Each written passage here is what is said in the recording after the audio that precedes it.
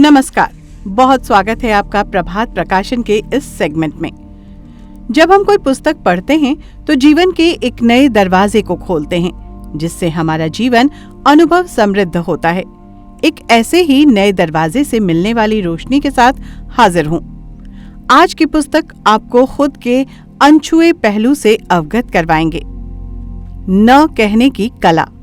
जी, ये एक कला ही है जिसे इतनी बखूबी किया जाए कि आपकी छवि और सामने वाले के सम्मान दोनों का स्थान सुरक्षित रहे। और इसी कला को पुस्तक न कहने की कला में इसके लेखक डेमन जेहरियट्स ने 4 भाग में बेहद स्पष्ट रूप से बताया है।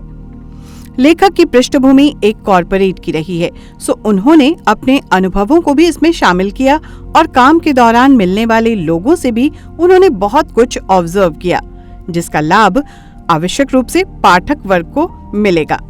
मगर उन्हीं अनुभवों को प्राप्त करने के दौरान डेमन को महसूस हुआ कि वो यहाँ के लिए निमित्त मात्र नहीं, जिसका निष्कर्ष निकला उनका ब्लॉग artofproductivity.com, और इसमें वो काफी सफल भी रहे। लेखक कहते हैं कि अपने निर्णय पर टिके रहें, समय का इंतजार न करें, सीधा एवं स्पष्ट बोलें। अब आप सोचेंगे कि ऐसा करना कैसे संभव है भला? तो इसी कैसे के लिए ये पुस्तक है और ऑथर ने 4 भाग में पूरी पुस्तक को बांटा है ताकि आप स्पष्ट रूप से उसे समझ पाएं। हम न क्यों नहीं कह पाते? आरंभ इसी बात से की गई है।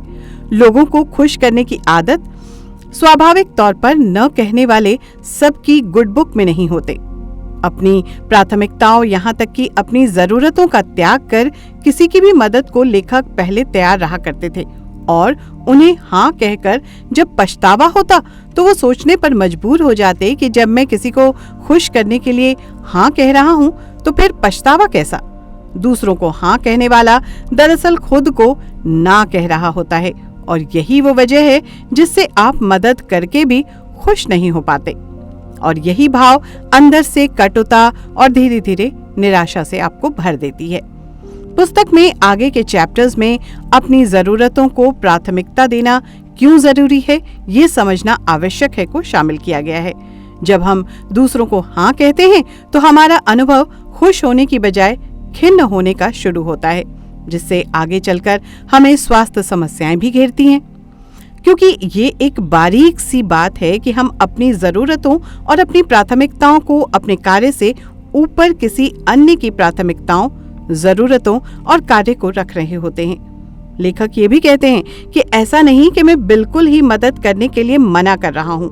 परिवार, दोस्तों, सहयोगियों की जरूरत पड़ने पर अवश्य मदद करें, मगर लंबे समय तक इस्तेमाल होने के लिए खुद की उपलब्धता न दें।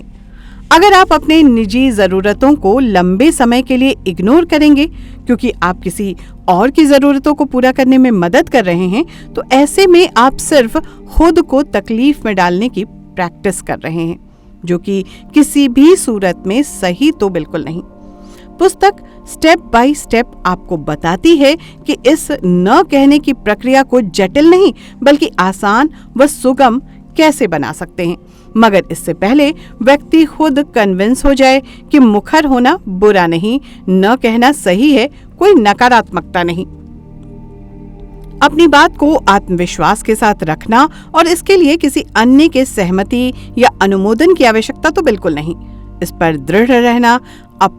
अगर आप सहमत नहीं तो आक्रामक हुए बिना कैसे अपनी बात रखना है, ये एक रोचक पहलू है।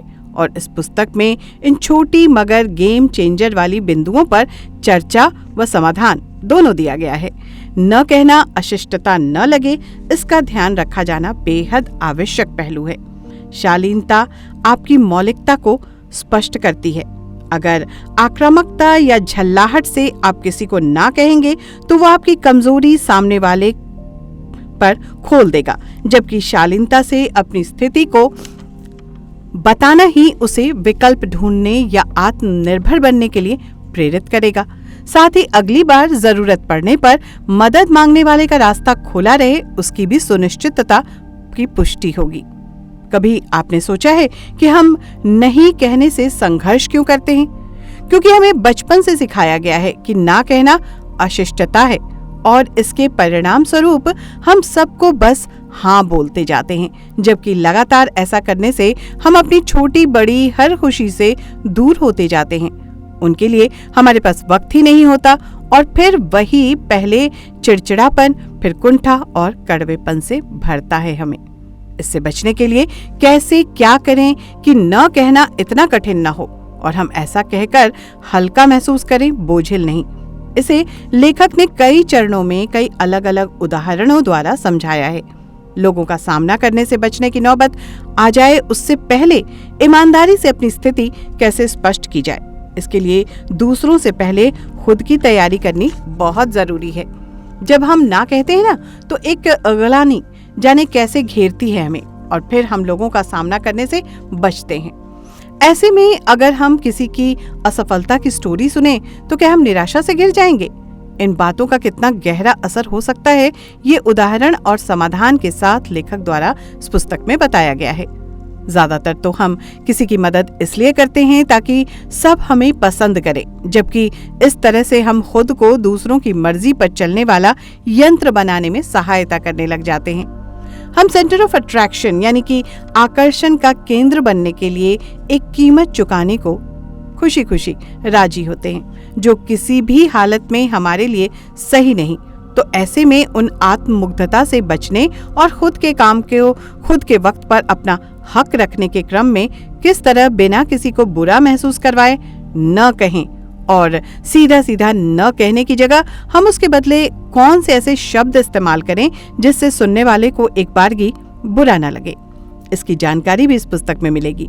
सीधा व स्पष्ट बोलना व उस पर टिके रहना अपने निर्णय के प्रति सम्मान ही नहीं बल्कि दूसरों के मन में आपकी एक दृढ़ और सच्चे व्यक्ति की इमेज बनाता है। क्या होता है हम अगर हर वक्त उपलब्धता की क्या होता कि अगर हम हर वक्त उपलब्ध हैं इस तरह की कोई छवि अपने जानने वालों के मस्तिष्क में बना लेते हैं तो ये उस न कहने की विश्वसनीयता पर थोड़ा संशय पैदा करता है। पुस्तक न कहने की कला में मनोवैज्ञानिक तरीके के साथ साथ व्यवहारिक समाधान पे जोर दिया गया है जो कि वास्तविक रूप में प्रयोग लाए जा सकते हैं। पुस्तक की टैगलाइन है